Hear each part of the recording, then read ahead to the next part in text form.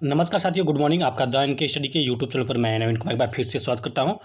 तो इसी माह मिल सकता है शिक्षा चयन आयोग को स्थायी अध्यक्ष। जी हाँ, अभी तक जो है कि स्थायी अध्यक्ष का पद जो है रिक्त है। उत्तर प्रदेश शिक्षा सेवा चयन आयोग 2022 से बन रहा है, लेकिन अभी तक सुचारू रूप से पूर्णतः अस्तित्व में नहीं आ पाया और ये लगातार सरकार की मंशा पे प्रश्न चिन्ह लगाता है कि आखिरकार सरकार जब एकीकृत आयोग बना रही है तो इतना जो है कि ढुलमुल रवैया कैसे अपना सकती है। सरकार क्यों अभ्यर्थियों के भविष्य के साथ खिलवाड़ कर रही है। लगातार शिक्षक भर्ती की प्रक्रिया 2018 के बाद 2016-17 के बाद ठप पड़ी है, लेकिन सरकार के दावे और वादे हैं कि खत्म ही नहीं होते और सरकार के आंकड़े जो है कि कुछ और ही गवाही देते हैं। जब नया शिक्षा सेवा चयन आयोग बनाया गया तो कार्यवाहक अध्यक्ष से काम चलाया जा रहा है, तो फिर कार्यवाहक अध्यक्ष के पास उतनी शक्तियाँ नहीं है कि जिससे कि जो है कि कार्य आगे बढ़ सके। इसी के क्रम में जो है कि नए अध्यक्ष का चुनाव अभी तक नहीं हो पाया, नए अध्यक्ष पे फाइनल मुहर नहीं लग पाई है। तो लगातार कहीं न कहीं सरकार की उदासीनता का ये जो रिजल्ट है, जो परिणाम वो आपके सामने है कि सरकार किस प्रकार से जो है कि कह रही है कि उत्तर प्रदेश में शिक्षा व्यवस्था एकदम सब कुछ ठीक-ठाक है, लगातार वैकेंसियाँ जारी हो रही है, लेकिन अभ्यर्थी इससे अच्छी तरह वाकिफ़ है। अभ्यर्थी जानते हैं कि सरकार उनके साथ क्या कर रही है और आने वाले समय में उनके साथ क्या करेगी।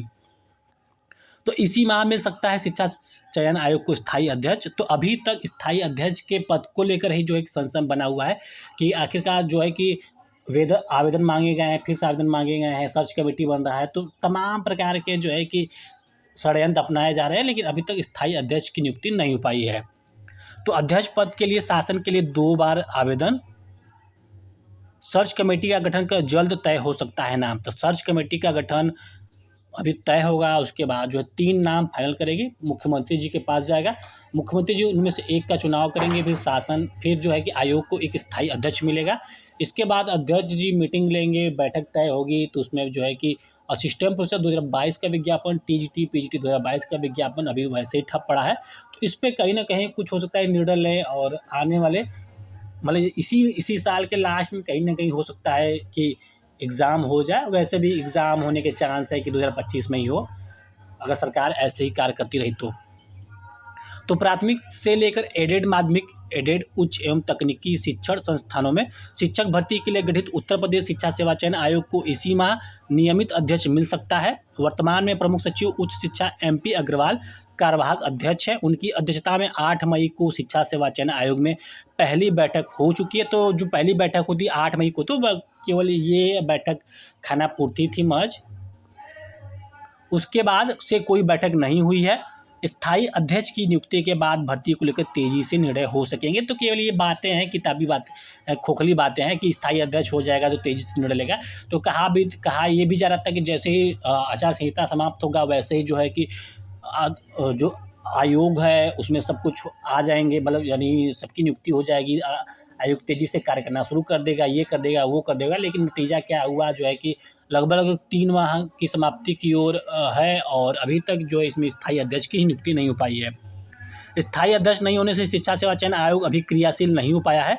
12 सदस्यों और 1 अध्यक्ष पद के लिए शासन ने 22 दिसंबर 2023 को विज्ञप्ति जारी कर आवेदन मांगे थे। इसके लिए 25 दिन का समय तय किया गया था।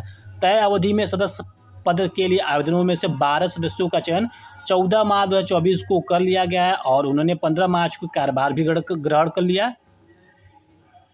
इसके विपरीत अध्यक्ष पद के लिए प्राप्त आवेदनों में मानक के अनुरूप आवेदन नहीं होने के कारण 13 मार्च को फिर से विज्ञप्ति जारी कर 25 दिन में आवेदन मांगे गए। आवेदन पत्र के साथ सभी शैक्षणिक एवं अन्य अभिलेख भी संलग्न करने के लिए कहा गया था। इस तरह प्राप्त आवेदन पत्रों में से मानक के अनुरूप शासन स्तर पर स्क्रूटनी कर ली गई थी। उम्मीद जताई जा रही थी कि जल्द ही मुख्य सचिव की अध्यक्षता में सर्च कमेटी का गठन कर 3 नाम फाइनल किए जाएंगे। इन्हीं में से किसी एक पर मुख्यमंत्री जी की सहमति के बाद अध्यक्ष के नाम की घोषणा की जाएगी। नियमित अध्यक्ष के चयन के बाद सदस्यों के साथ बैठक कर नीतिगत निर्णय तेजी से किए जा सकेंगे।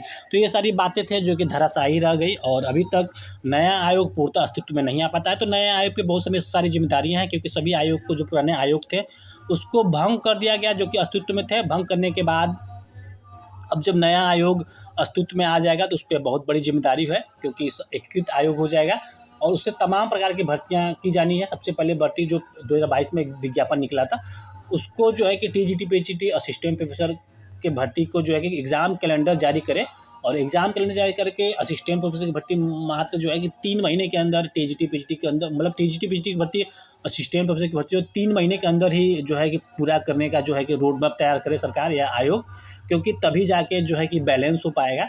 वरना जो 2027 के विधानसभा के चुनाव तक अगर सरकार की मंशा यही रहेगी कि 2027 के विधानसभा के चुनाव तक खींचना है इसको, तो सरकार इसको खींच सकती है, आसानी से खींच सकती है, इसमें कोई दो राय नहीं है। तो फिलहाल सरकार को ये भी जवाब देना चाहिए, आयोग को ये भी जवाब देना चाहिए कि जो असिस्टेंट प्रोफेसर और टीजीटी पीजीटी भर्ती है 2022 की भर्ती है, 2024 अगस्त महीना समाप्ति की ओर है। तो अब सरकार से यही उम्मीद, जो इस फॉर्म को फिलअप किए हैं, जो एग्ज़ाम देंगे, यही उम्मीद की जा सकती है कि सरकार जो है 3-4 महीने का रोड मैप तैयार करके इस भर्ती को जल्द से जल्द समाप्त करे और नई भर्ती निकाले। तो फिलहाल इस वीडियो में बस इतना ही। अगर आप जो है कि इससे जुड़ना चाहते हैं तो आप जुड़ सकते हैं। तो फिलहाल इस वीडियो में बस इतना ही। मिलते हैं अगले वीडियो में। बने रहिए द इनके स्टडी के साथ। बहुत बहुत धन्यवाद।